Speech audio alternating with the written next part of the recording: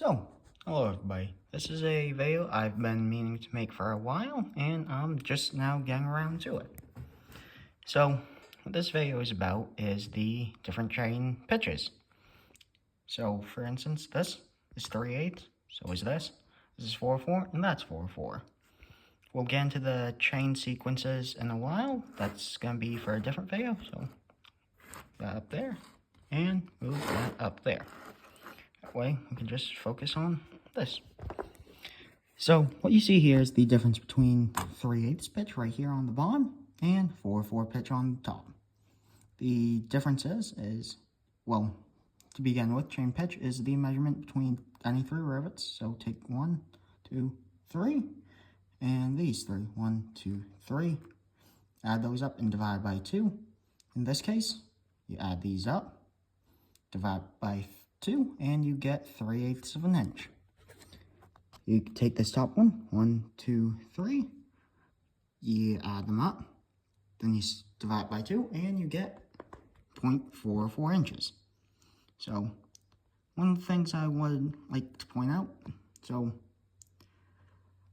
so without getting into chain sequences, as that's the topic of one of the next videos, this is just, notice the difference. I'll line up right here,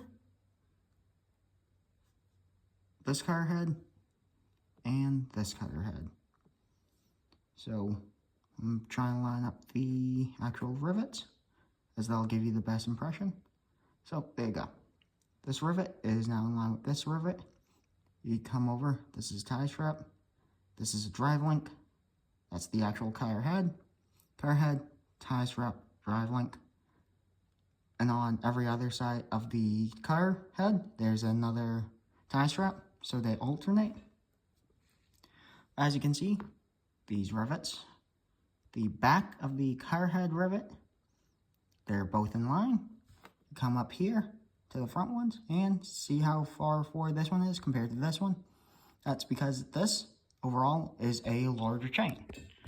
At some point, I'll have to break out. I have actual half-inch pitch chains and quarter-inch pitch chains. Half-inch pitch is no longer used on any modern saws. I don't even believe any manufacturer makes half-inch pitch chains. The biggest that's commonly available for consumer chainsaws, even professional chainsaws, is this right here, 4/4, and even 4/4 is starting to become more uncommon.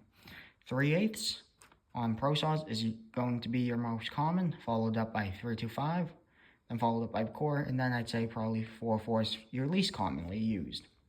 I personally use 4/4 in my area as it gives me a slightly larger curve, as the cutter heads are not only longer, but they're also wider.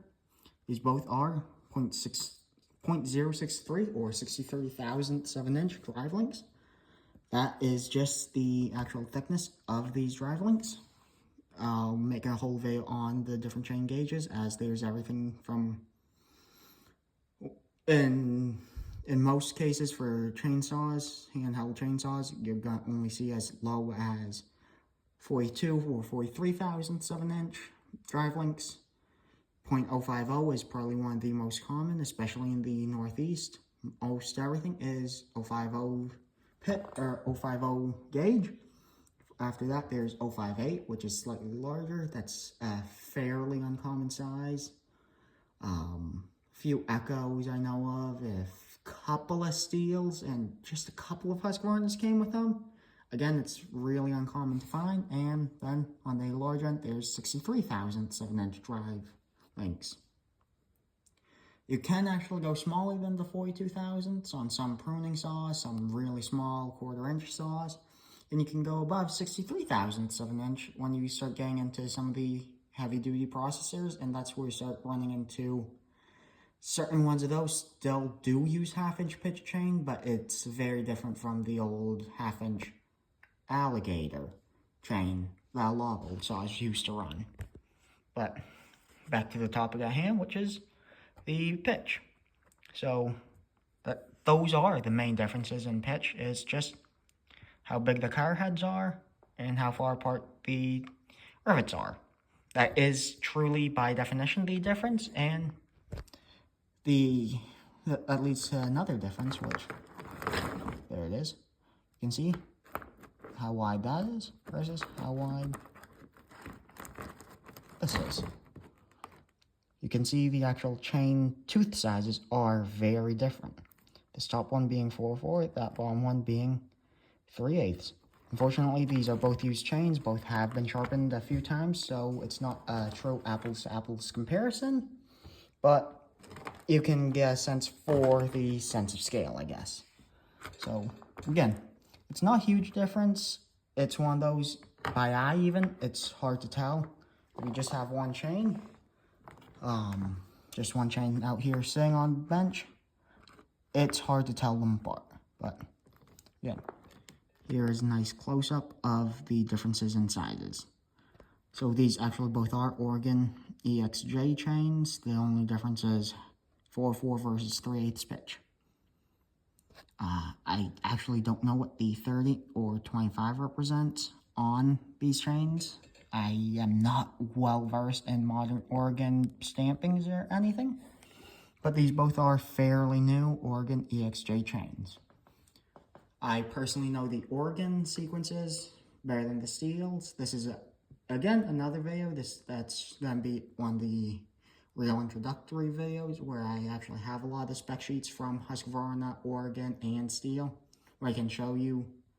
The Steel book is a great example. It shows you all of their different chains. Steel has their own naming guidelines. Husky has theirs. Oregon has theirs. Up here, you got, it's really hard to see, but that's Archer chain. And down here is the newest version of the 3/8 Oregon EXL. Full comp. But again, chain sequences is a topic for the next video. This video again is just about the chain pitches. Sorry for rambling. I'm not the best at writing scripts for these videos, but I'm hoping that I was able to answer all of your guys' questions. Again, if you have any comments, questions, concerns, or if you just want to tell me, hey, you forgot to mention this, please leave it in the comments. But yeah, this is just a introductory video on the differences between chain pitches. Again, at some point, I'll make a full, probably hour-long video on all the differences, all the information in one place. I'll break out some of the real small 4-inch pitch, some of the most common size on smaller saws, your Steel 250s, 271s, 180s, 170s, all those type saws, 455s, 450s, 445s. All these smaller homeowner saws tend to run 325 pitch, which I don't even know if I have a loop of currently. Then you get up into 3/8, which is your most commonly used chain, and then 4/4, which is, again, used for big saws. I'll actually make a video on 4/4 chains themselves because it's not something a lot of people know about, and it's what around here is at least referred to as harvester chain, as a lot of harvester units use 4/4 pitch chains. So, but I appreciate you guys watching, and I hope that I've helped to at least begin to answer some of your questions.